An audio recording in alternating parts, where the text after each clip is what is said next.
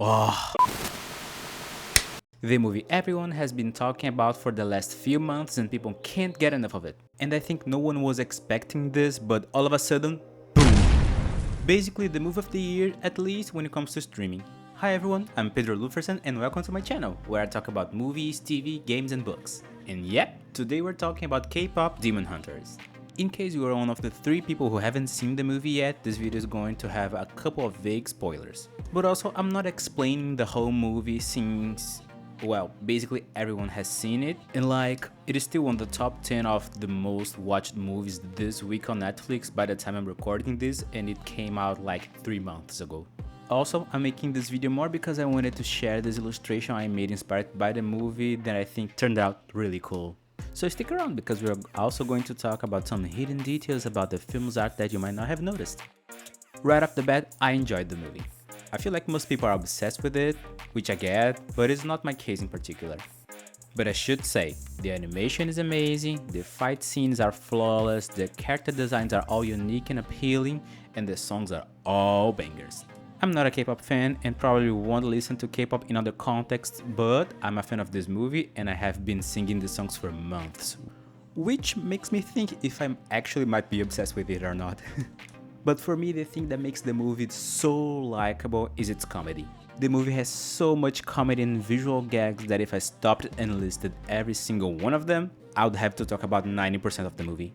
But if I had to pick a favorite one, it would be when Mira screams, "No more abs!" and kills Abby by cutting his abs on the shape of his abs. Like, it's such a silly joke in the middle of the final battle. I love it. The only thing that I would consider not as exceptional as the rest of the movie is actually the story.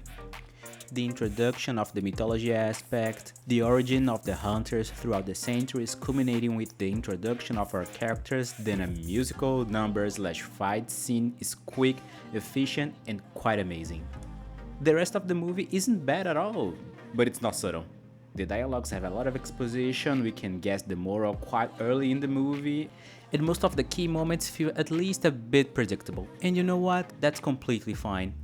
The movie is still fun, enjoyable, relatable, a gem with gorgeous art, charismatic characters, and full of originality.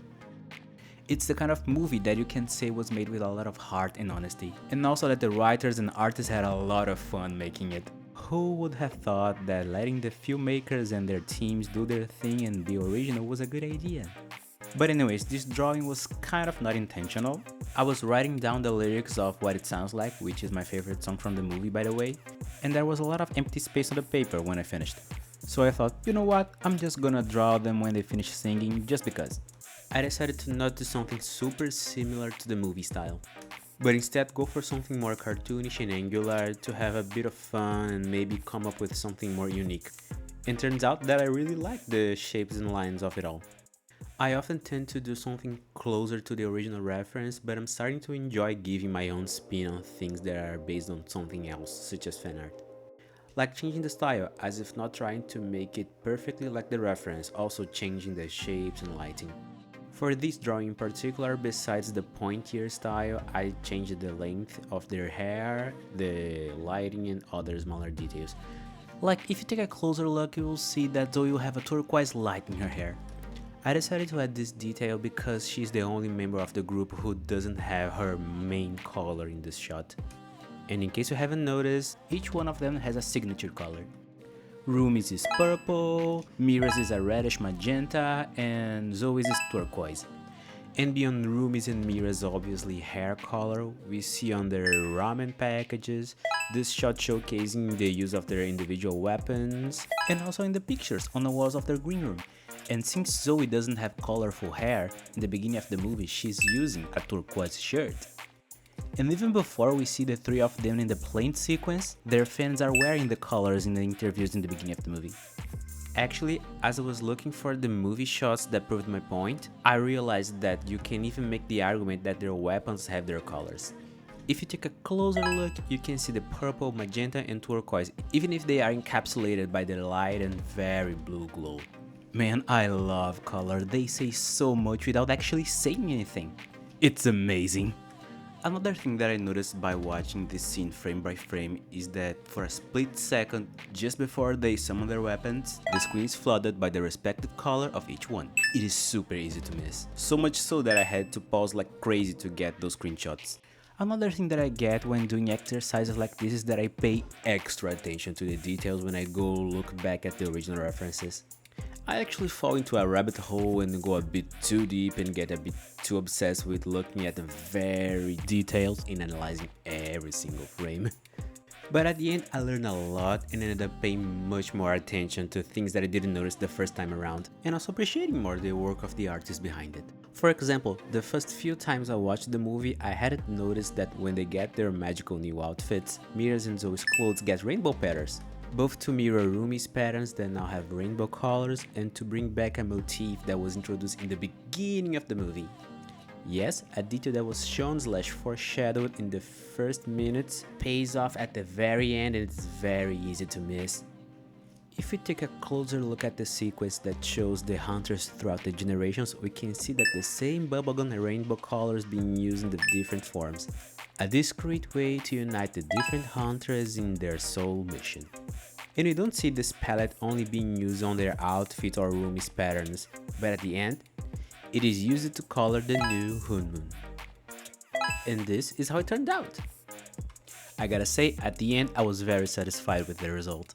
I think I nailed the colors and was able to capture the feeling of the original reference, but still with the goal of making something more cartoonish. Working with these very bright and colorful lights was very nice and the bubblegum palette was very fun too. My initial intention was to do something further from the realistic shading and more like I'm just gonna go a little crazy and have fun with the randomness just for the sake of it.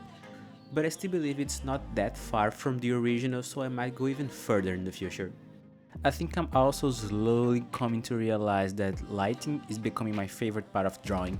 It adds so much to the drawing underneath, and the way layers can interact in digital art can be so surprising. To be fair, sometimes I can get a bit carried away and use too many layers and make the file super heavy. I actually counted them all and it's like 15 layers just for light and shadows. Too much? Maybe, but at the end it was all worth it. I really liked the effect of the turquoise light on Zoe's hair.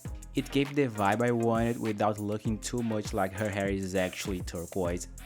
I also did the same lighting on the rest of her body and the respective colors of each one of them, but I think Zoe's is more noticeable since Mira's and Rumi's colors are much closer to the pink of their skins due to the ambient light. Also, in case you guys haven't noticed, when making the sky behind them I used many angular shapes. Then I decided to add 3 big triangles, one for each huntrix and colored in the respective colors of each one of them, so their main colors can have more of a presence and bring this individuality even in the composition meant to unite them as a whole. Plus, it turned out really cool. And I think that's it for today. Don't forget to like, comment what you think of my illustration, and subscribe to see more. Thank you for watching and see you in the next video. Bye!